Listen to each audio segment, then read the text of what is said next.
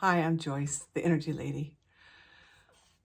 I'm going to share a really cool story with you today. It's actually going to be in my book, but the basis of the book I'm writing, and I think I've got a title, and right now the title is When the Soul Speaks, Embracing Your Divine Gifts. And so I have a lot of great stories about people who have not embraced their divine gifts. And when they don't embrace those divine gifts, they usually get sick. And when they don't say yes to the gifts that they have, something happens. They don't feel well. So I do want to say that the gifts that you've been given, they don't expire. They don't go away. Now you might have thoughts or discoveries or inventions that come to you, and when you don't respond to them or act on them, I believe the muses take them elsewhere. They're going to take those ideas because they need to be out there. They're going to take them to somebody else who will respond to them and do it.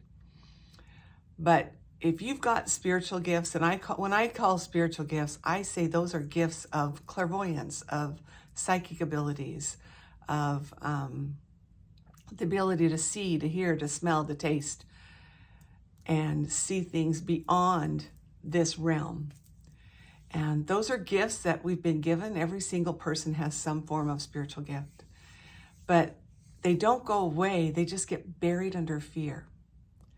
And that fear of being seen, or that fear of being heard, or that fear of being weird and strange and not fitting in.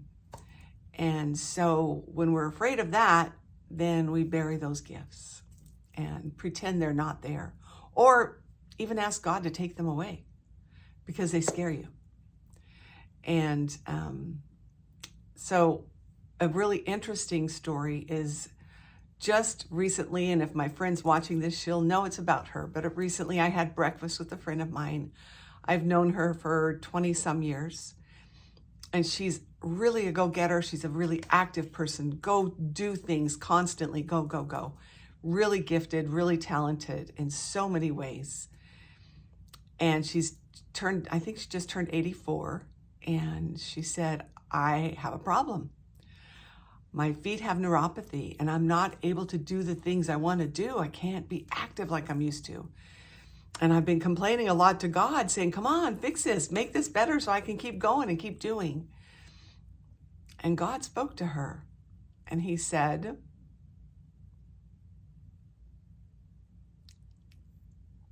if you'll stop complaining, I'll give you a gift. And she thought, well, that's interesting.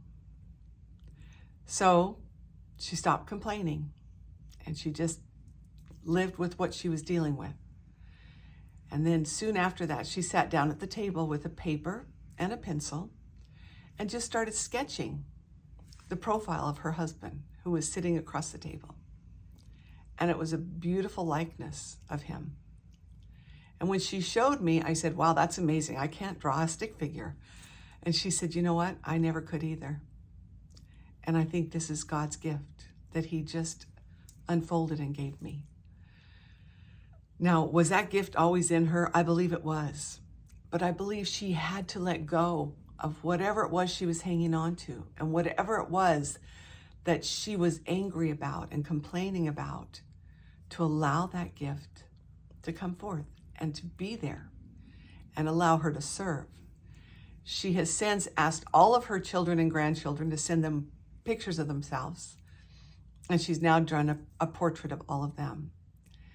And they are beautiful likeness of her family members. And she feels like a value. And you know, what else do people want to do? They want to feel valuable. They want to feel like they're offering something.